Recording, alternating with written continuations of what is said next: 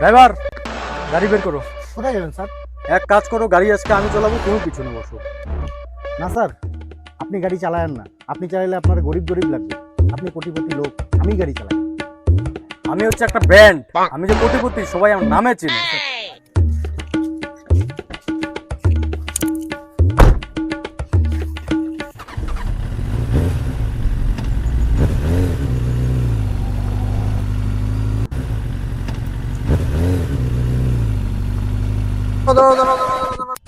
Sir, একটা গাড়ি ধরছি, মালিক সেই কোটিপতি।